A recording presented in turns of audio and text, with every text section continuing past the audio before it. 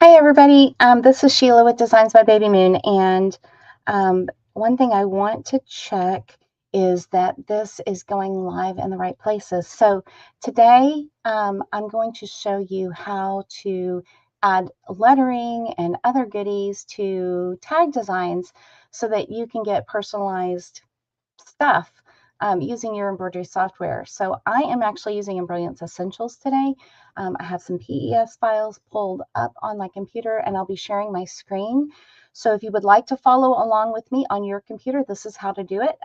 We won't be stitching things out today, but we'll be working in the software. And then I also want to show you like how some of these steps work so that you know what the design is going to do. And if you want to add anything like a clear layer or even glitter or confetti inside, you can do that too. So let me hang on a second and make sure that this is in the right place. I'm checking on my phone and then I'm going to tell it not to ring while we're doing this. But if you are new to watching one of these broadcasts, this is with StreamYard. So if you make a comment, I won't be able to see who you are. And if you'd like me to address you, and if you have a question, go to StreamYard.com/Facebook and allow StreamYard to show me your name. And that way I can see it when it pops up in the comments. If you're on YouTube, it should pop up automatically. But wherever you're watching from, just make sure that StreamYard has your permission to use your name and show it to me. Okay, so let me make sure that this is in the right place. Look in the groups. Yep. Okay, I see it in there. Okay, let's turn on Do Not Disturb because we know what happens. Okay. So we've had a couple of questions. I've had a couple of emails, and so I know we've got new people all the time learning to use vinyl snap tab projects or eyelet tags and adding names to things. So I thought the easiest way to show you what I mean would be to come in here and make a video. So what I have on my screen is I have my Embrilliance Essentials program open, and I'm going to share that screen with you. But before I do that, let me just show you the slide that what I want to do. This is a file called the scalloped monogram tag with the eyelet. So these are super cute backpack tags. You can do them on vinyl. Any non-fraying fabric will work for these. You could use a fabric that frays and you would need to treat the edge with fray check or treat your fabric first with a product called Iron Fuse or OD Coat, something to make it into a non-fraying fabric. You want something a little bit more than heat and bond. Heat and bond definitely will make it into a non-fraying fabric, but it's not going to have the strength that a vinyl fabric will have to make these tags kind of work for backpack tags. So felt also works great if you have a stabilized, one of those harder, crispy felts that are patterned. They're really lovely to use. You can even sublimate onto stiffened felt that you can get at the craft store and make a lovely background and then use that as the background to embroider on. So many options here, but we're going to assume that everybody's working with like something that we see on the screen here. So these are different vinyl fabrics. On the ones that say Alley, that's a red glitter vinyl from my punk embroidery. And then I don't even know where I got that other patterned heart vinyl, but it might have been in like a promo packet from somebody. But it's just an embroidery vinyl, which is basically upholstery vinyl that works for embroidery. So embroidery stitches aren't going to tear it or perforate it so much. They generally have a mesh backing, and so it's like it looks woven on the back side of it. Marine vinyl works great for these. Patent vinyl is one of my favorites from my punk embroidery. That makes a lovely tag. It's really beautiful, and there's lots and lots of different colors, so you can pretty much get whatever kind of color you're looking for at a place like my punk embroidery. Okay, so this is what I wanted to show you though. So how do we add the name? And then the other picture with the pink and white and purple ones, that picture was posted in the Facebook group, the Designs by Baby Moon Friends and Fans group yesterday, by Adrienne Hunt, she's got such a cute sense of style and really takes designs and just runs with them and does fabulous things. So she added another layer of clear vinyl at a point during the stitching, sewed most of it all the way around, and then added sequins in there. So it has confetti. So it essentially becomes a confetti shaker. Isn't that cute? That's this picture right here, the one with the Kinley and Nora tags. you could use any kind of shaped confetti to get this similar effect, and it would just be absolutely adorable. And then you have the shaky shaky. So that's super cute. Let me double check here. Okay, so we're going to go over to my software, and I'm going to show you what I have on my screen, and then hopefully you'll be able to follow along and see. So let me make sure I can share this screen. Okay, this one right here. Okay, so I have my Embrilliance Essentials software open, and I'm going to go ahead and turn off the StreamYard thing. So if you need to ask a question, again, feel free to type that in the comments and it should pop up here. And if not, I'll be sure to go back and then double check to see if anybody had a question that I didn't get to answer live with you. But go ahead and type that into the comments and at least let me know that you're here. So say hi, and I'd be glad to know that I'm not just speaking into the void. So what I've done is I've opened the PES file of the Designs by Baby Moon scallop monogram tag with Eyelet. So this is an Eyelet project. You're not going to need to make a snap tab, so you don't need snaps, you don't need lobster clasps, you don't even necessarily need an eyelet, although an eyelet makes it really nice. You could use a larger grommet, but an eyelet, a regular sewing eyelet, is all this project needs to make a beautiful finished monogram tag. In my software, the design comes up and it's tilted kind of at a 45-degree angle. The reason it's tilted is so it fits in your 4x4 hoop on your machine. I wanted to give you the biggest possible tag we could get in that small hoop so that no matter what embroidery machine you have, you can conserve stabilizer and fabric by using your smallest hoop for the project. This one is set at an angle so that that eyelet tab doesn't get crazy on you and get cut off in any way. So what you'll do, this is what you'll see when it comes up. In order to add lettering, you're going to have needed to acquired some lettering files. I would say we might call them fonts, but they're really not fonts. They're more of a embroidered design file specifically for adding lettering into your designs. So each individual letter of a font set has been digitized for embroidery. So I prefer to call those alphabet sets or lettering sets, not necessarily fonts, because a font is technically something a little bit different. These are embroidered alphabets. And so you're going to need to purchase some of those.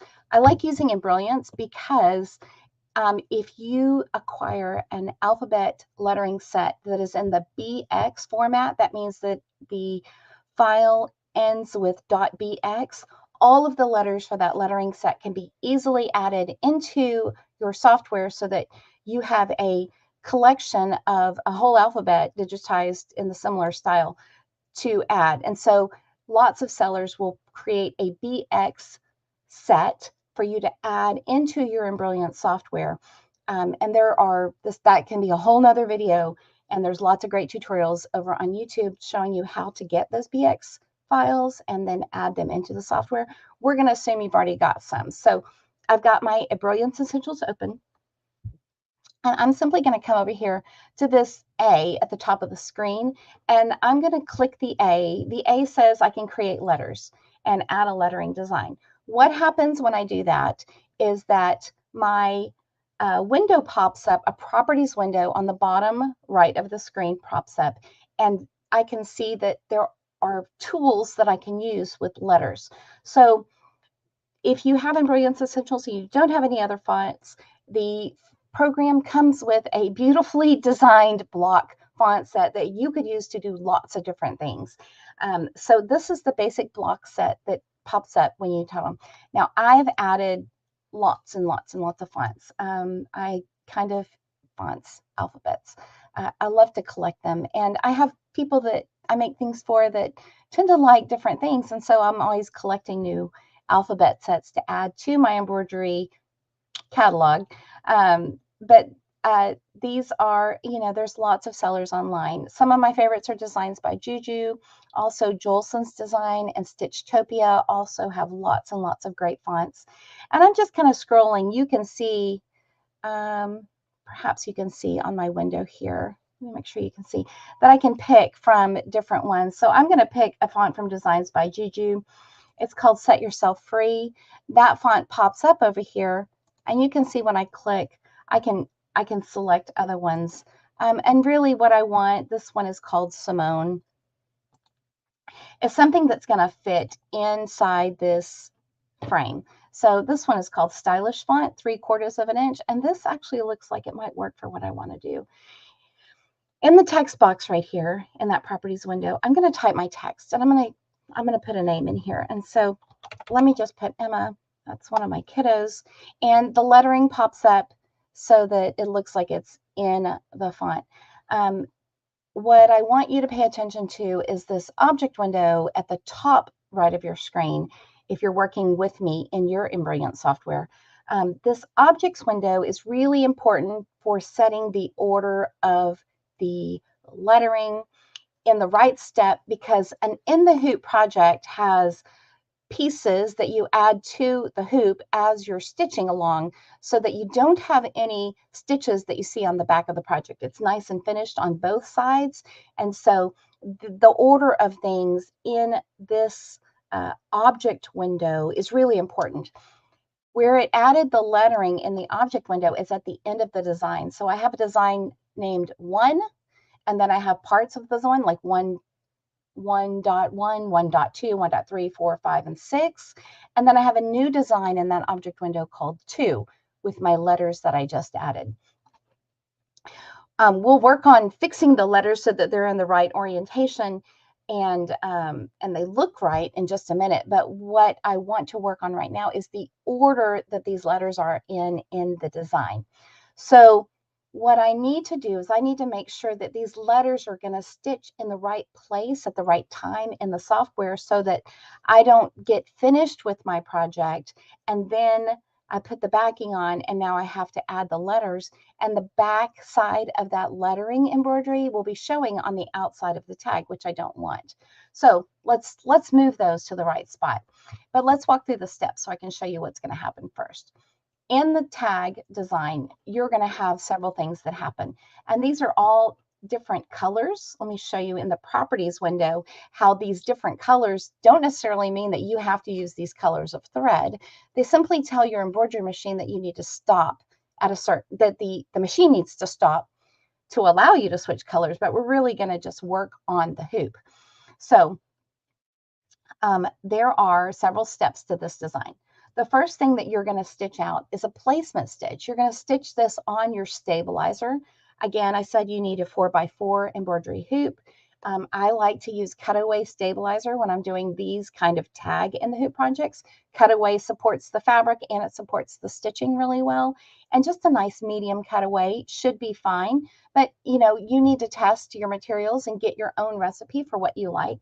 But I start with a cutaway and then stitch this first stitch on the stabilizer alone, and it doesn't matter what color thread you use. I like to go ahead and use the thread color that I'm going to be embroidering the details of the tag on, and that way I don't have to switch it again. But what this stitch does is it kind of gives you a guideline for where you need to place the fabric on the front and on the back of the hoop. We're going to be working on both sides of the hoop with this project, so you'll need to kind of see where your fabric needs to go.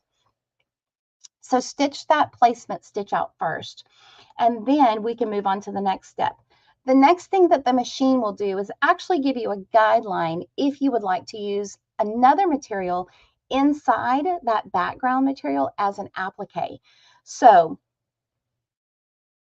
an applique can be any kind of fabric. This has a satin stitch on the outside edge of that applique area. So you can use a fabric that would potentially fray. So if you wanted a white background with a blue checkered gingham cotton fabric for the main design, you could totally do that with this design. You're going to want to put the applique down before you add any names or before you add any confetti. If you add if you're wanting to add something to the design, like extra embroidery, or even you want to bring in a little picture from another embroidery design, like maybe you have a cute cat you want to put on this tag, you could totally do that, but we need to put it in the right place. So you want to put it in after you've already appliqued over this area in the center of the tag. So this is going to show you where you need to place the applique fabric. After that applique fabric has been, you can place that on top. Then you can run this satin stitch outline that has a couple of parts. Let me show you what it's going to do. It's going to, we'll turn on the stitch simulator so you can see what it's going to do. It's going to run that placement stitch. Then it's going to tell you, here's the applique area that you need to cover. And then you're going to get another place where the file starts stitching down. And what you'll want to do is you'll want to trim your fabric so that it fits in this area, and you can very carefully trim around the outside. You could put your applique fabric on even before and then trim around after the second stitches, this one right here, so that you get that and use that as your tack down stitch. Some people, there's lots of different ways to do it, and there's no one right way, but all of these are just some ways that you could use the design. You don't have to put applique fabric in here at all, actually, but if you wanted to, that step is there for you. Okay, so let's keep going through the stitch process, and then we're going to have the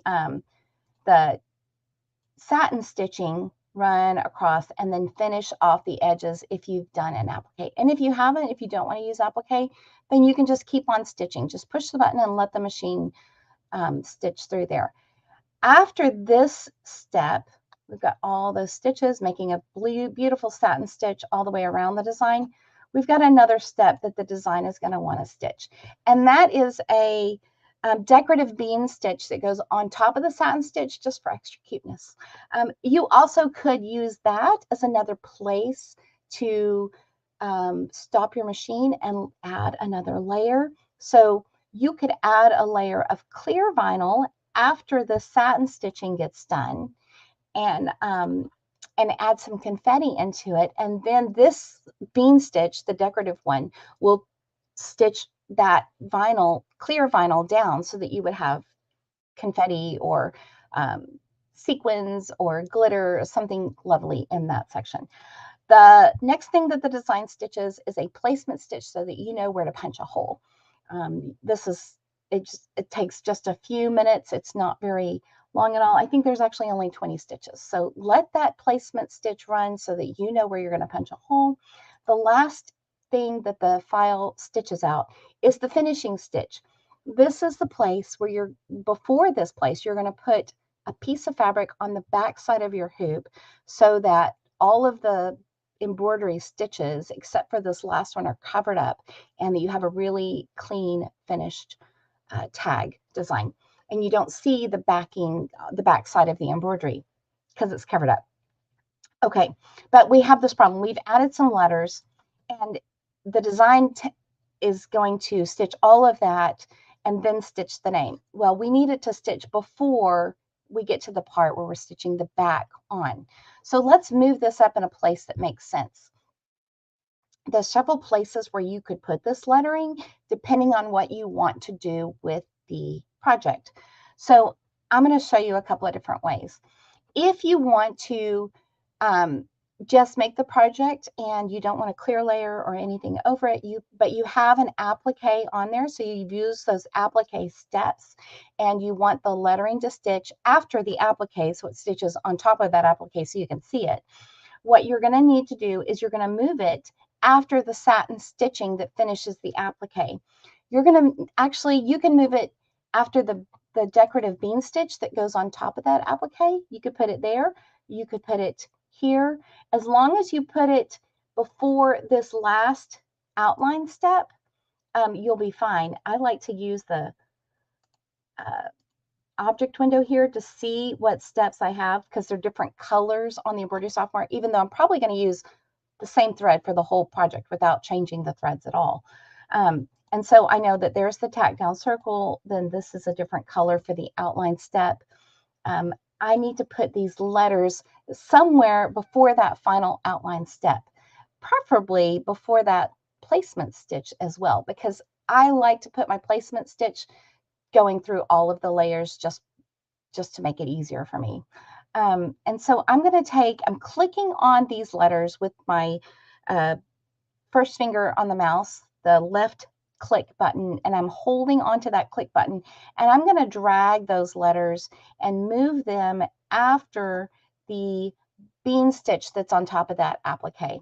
Okay, so what will happen now is I'll do the placement stitch, I'll have the tack down or the applique placement area, the actual stitch of the applique, and then the decorative part that runs around the top of the applique. Lots of pieces here, lots of extra fun stuff. And then the letters, okay, then the letters are going to stitch next. And then I can move on to the placement stitch for the eyelet, as well as the finishing outline that I will have the back of my fabric on the hoop. Okay, so this is one way to do it. Let's go ahead before we do anything else, and let me show you how you can adjust these letters. They're not touching and they're not in the right orientation, so this is going to sew out wacky if I just do it from here. So I need to make a few adjustments to my letters. You can see that they're hanging out over the edge of the satin stitch, and I don't like that either. So one of the nice things about using Embrilliance Essentials is that I can scooch my letters together really easily with the sliders over here, and I can make them further apart or closer apart. I can change the slant of the letters if I wanted to. There's just so many things you can do, and it's really fun to play with this little box over here and all the little tools that you can use. For right now, I'm just scooching them together so that they're inside the tag, okay? So they scooch together nice. They look great right there. I'm going to orient them. I'm going to take and select that lettering, and then I get a nice little blue handle right here. It may be a different color on your screen. And I'm going to rotate this box so that those letters are at the same angle as my tag. Okay, let's go. Let's rotate. There we go. And I can tell they're at the right angle because it's about a 45-degree angle, and this tag is a flower shape, and so I have lots of room in here to play with my lettering. You could add a letter, you know, the letters for a name, or you could add letters for a monogram, or simply one initial, however you want to do it. I'm just making sure that it is tilted at the same rate as the design is tilted in the hoop so that it fits in there just right. Okay, it looks good right here. I'm probably not going to use green. So just to kind of fix that in my eyes, let's make it a different color. I tend to pick these fun, bright colors down here.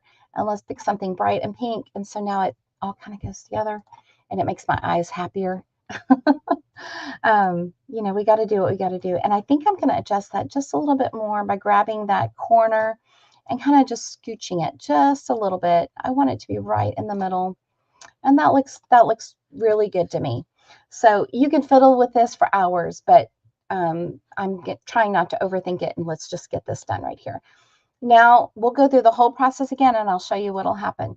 You'll have your placement stitch for the main tag on your stabilizer. Lay down your vinyl fabric on the top of the hoop over that placement stitch. And if you want to have an applique area, so a different fabric that will be covered by the satin stitch, you could lay that down now too, and then tack it down with this next stitch right here. Then you would carefully trim around that applique area only, not the main fabric of the design, and then allow the machine to do the satin stitching around the edge, as well as a decorative stitch on top of that satin stitch. It just makes it a little extra cute.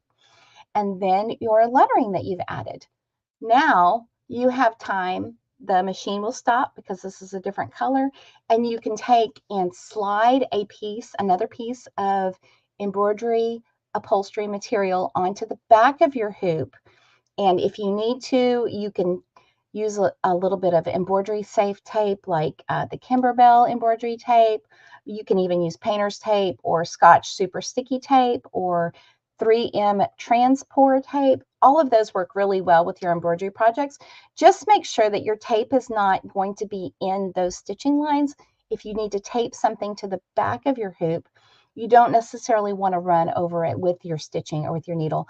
Not because it's those materials are all safe to embroider through, just because you have to pick it out later, and it's not any fun picking out tape after it's been stitched to your project. So try to do your best to keep it out of the way of the stitching. That's another reason why that placement stitch is there for you.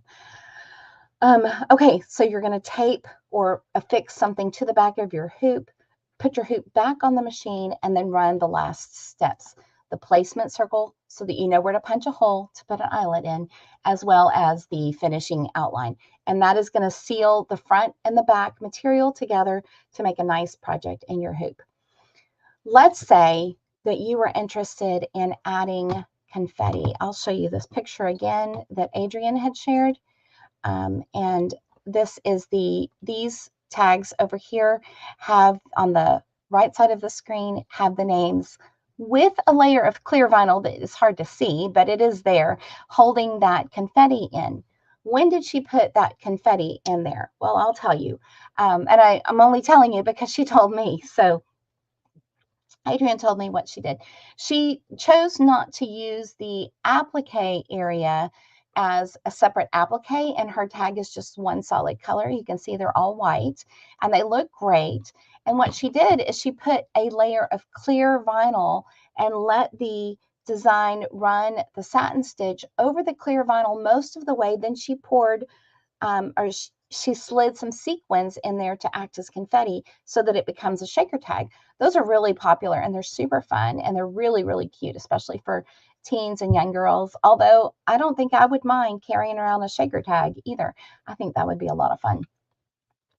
So let's look at our steps and let's see where we'd want to change things a little bit so that we could get that shaker effect, and where we'd want to stop and let the machine work for us, and where we would want to stop and add the vinyl to. Okay, so if this is what Adrienne did before the applique step right here, when we had the placement stitch for the on the stabilizer, then we lay the vinyl down. Then there's this tag down stitch. Before this satin stitch stitched all the way around, she put a piece of clear vinyl on the front of her hoop. Now, I can tell that the lettering for these tags is behind, it's behind the confetti. So she moved the lettering up even further than I did. So let's go back over to the software and I'll show you how to do that effect. So again, this was my order for just having an applique on top of the design, not necessarily a piece of clear vinyl with the shakers. I need to move my letters up higher in the order so that I have time to add the sequins and the clear layer on top of that. So I need to move my lettering up right after, let's see, if I can click on it with my mouse and then drag it up. There it goes. I want to add it right after the first step. Okay, now what's going to happen is that my placement stitch will stitch first. I'll lay my fabric down on top of that placement stitch, and then I'll run the lettering. So the lettering stitches onto the tag. Then I will take a little pile. You can do this a couple of different ways. You can take a little pile of confetti, place it down right in the center of these letters. Okay, just a little pile right in the middle, and then lay a piece of clear vinyl on top of that and let the applique run the tack down. Okay, so then you could trim around that clear vinyl fabric and run the satin stitch. You've treated it like an applique and sealed all of those sequins or confetti or glitter or even little buttons. There's so many different things you could put in there, you know, just so it's like a little shaker thing. And then let that satin stitch finish that applique with the lettering behind it so that all of that is sealed into that clear vinyl area. Now, when I talk about clear vinyl, what I'm talking about is something like a 12 or 16, not anything less than, you don't want it thinner than a 16 gauge, maybe a 10 or 12 gauge vinyl. When I say vinyl, what I mean is clear vinyl that traditionally would be used for like tablecloth material that people would put over their tablecloths to protect the fabric tablecloth. It's a clear see-through vinyl. It's a little bit thicker than shower curtain vinyl. If you bought bedding and you've gotten those great big zipper bags that your comforters and sheets all come in. That's the kind of vinyl I'm talking about here. In fact, I know people that save those bags to use for their clear vinyl to harvest material off of, but you can get clear vinyl on rolls. You can get it from My Punk Embroidery. She actually has colored clear vinyl too, so that's very cool. But you can also get it at big box fabric stores, and even Walmart carries it on rolls in their fabric departments or in little packages. You can get a little package of it. But it's sold at those stores as a table covering or a tablecloth covering. Sometimes people have used it in the past to protect their couches or their upholstered furniture as well. So that's the kind of material I'm talking about. I'm not talking about decal vinyl like you would use in your Cricut or Silhouette to make stickers or decals or heat transfers out of. This is not that. This is a clear fabric type substance. It's a clear plastic that's used for protecting fabrics. So that's what I mean by vinyl. But if you were going to do the confetti, like this picture here, let's go back to the picture. There we go. My mouse isn't wanting to work. Then you're going to have your placement stitch. The finishing stitch actually echoes the placement stitch. It's the same stitch, but it's a little bit different stitch pattern. So it's a little bit thicker, nicer. It's kind of it's called a bean stitch. It's a triple stitch. So it's nice and sturdy. The placement stitch is a single running stitch. So there's not a lot of meat to it. It just draws the outline for us. But it's the same shape as that finishing stitch, just so they're in the same area so that everything works the way the file needs to work. But you can see that there's the lettering behind the sequins and then behind the satin stitching as well. So you would do all of that. And then once your project is done, you can remove your hoop from the embroidery machine and just cut around the edges. You can see that you do not have to follow each one of those little bumps. And in fact, I made this outline edge a little bit less bumpy so that you don't have to feel obligated to get that scalloped edge. Now you could use a rotary cutter or scissors that can cut through vinyl that have a scallop, and that would be super cute too, but you don't have to. You can simply use your regular scissors and kind of give it a wave as you cut around the edges to get this effect for this tag. Then you can see we've added an eyelet into that hole for the placement. I punched a hole with my crocodile.